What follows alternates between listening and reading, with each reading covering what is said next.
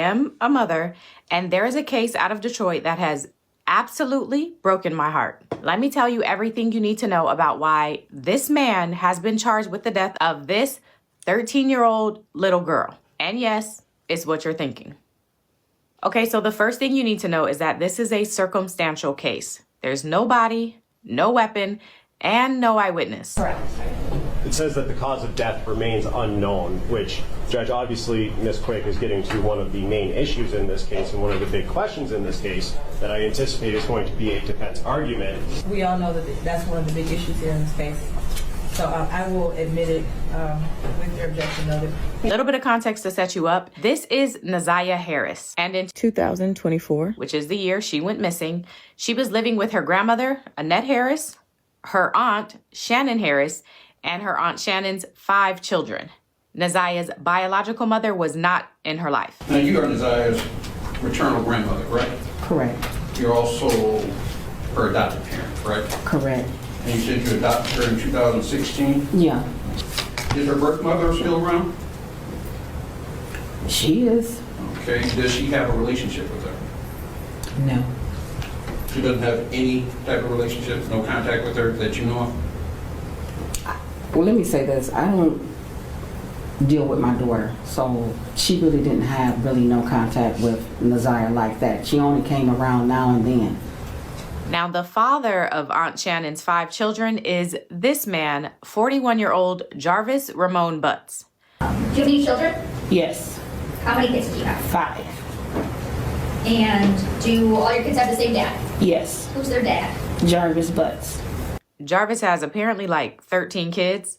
He works as a mechanic and he owns an auto body shop with this man whose name is Cordell Wright, aka King. And this body shop that the two own and work at is not too far from where Naziah lives with her grandmother. Police say that on January 9th, 2023, Naziah gets off her school bus, but instead of heading home to her grandmother's house, she instead heads toward Jarvis's shop.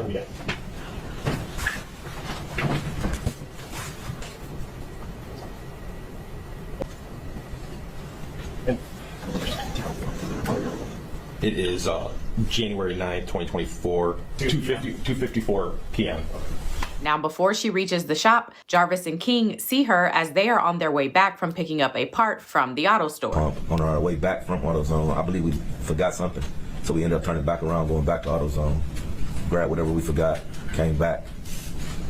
And on our way back, we was coming down Harper. Jarvis said, "I see my niece right there, she walking." We pulled into Angel's liquor store. I still didn't see her. He pointed across my face, said she right there. She was coming across the street at that time. She got in the truck with us. She spoke, "Hi King, hi Jay," and we proceeded back to the shop. We started working on the Jaguar, putting the parts back on. Now, multiple people testify about seeing a little girl with Jarvis on January 9th, the day she went missing, including Jarvis's own sister, who brought her car up to the shop that day. And what's the reason that you went and talked to Detroit police? I had reason to believe that I saw Naziah the day she went missing. Okay. From the very beginning, where is it that you think you saw Naziah? At the shop on Harper Encounters. Okay, and whose shop is that? My brother Jarvis Butts and his partner. What's the reason you were at your brother's shop that day? Something was wrong with the car that I was driving, and I just needed him to check it out to make sure it was safe for me to drive. Okay. Do you recall about what time did you go to Jarvis's shop that day? About 4 p.m., give or take a few minutes.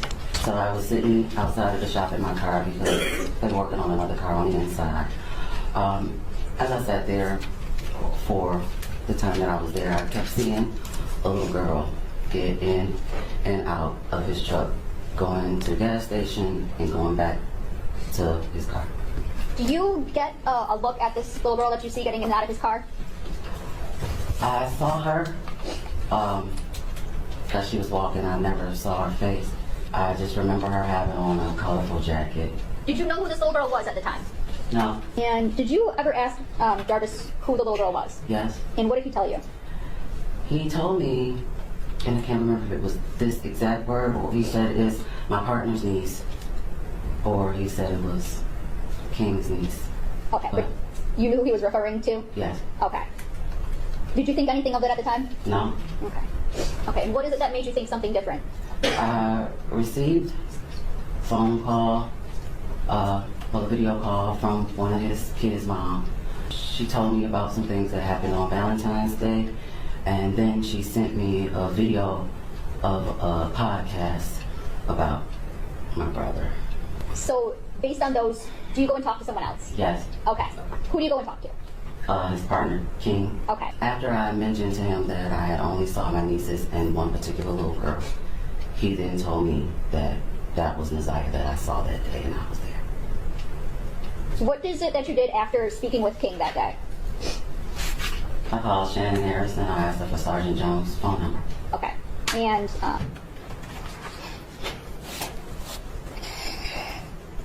Whew. So again, January 9th is the last time that anyone's seen or heard from Naziah, and Jarvis is the last person that she is confirmed to have been with. Which leads me to the second thing that you need to know about this case, and that is, while the case is circumstantial, the circumstances are pretty strong. This picture of Naziah was taken the day that she went missing. And pay attention to her glasses because it turns out Jarvis asked one of the mother of his children if he could borrow her car. But when he returned it, he left something in there. when is it that Mr. Butts borrowed your vehicle? January 9th. He called and asked if he can use my car to do something with his son. I didn't get home till about 9 o'clock, and he came to my house to pick my car. Is that 9 a.m. or 9 p.m.? 9 p.m. 9 p.m.? When did Mr. Butts return with your car? The next morning. Was this normal, abnormal? No, not normal. Not normal? Okay. Did you notice anything in the back seat that was different? There was a pair of glasses that was left that my son was playing with at the time.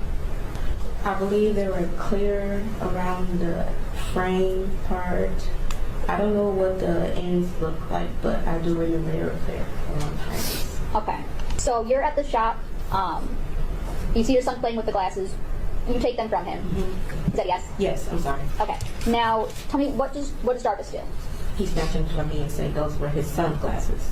Okay. Police also looked into Jarvis's phone location data to track his whereabouts and conduct some searches along those lines to see if they can find anything connected to Naziah. And they did. As we did our workup and we're looking at different locations that Mr. Butts had been to, as we start breaking down the phone mapping a little bit more on Mr. Butts' phone, it kind of led us to 7 Mile and Berg. So 7 Mile and Berg, there is, it used to be a golf course, which is now shut down. And then on the other side of Berg, there's a parking lot where it has like a vacant building, which used to be the clubhouse or the golf club. And then right behind that parking lot is the Rouge River. We searched the complete river from 8 Mile all the way down past 96 on foot with cadaver dogs in boats in the water. What evidence did you find? We collected a pink jumpsuit, like bodysuit style, and then a black hoodie that had a pair of white headphones in one of the pockets, some gloves, a towel, and a pair of red, black, and white gym shoes. That is one of the black, red, and white gym shoes that we collected from the wooded area. That is the black jacket that was collected. It is towards the front of the photograph, kind of behind that tree branch.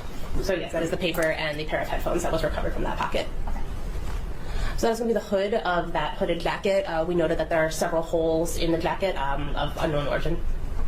That is the pink jumpsuit that we recovered. So how close was the Rouge River, I guess, to the area that you were searching?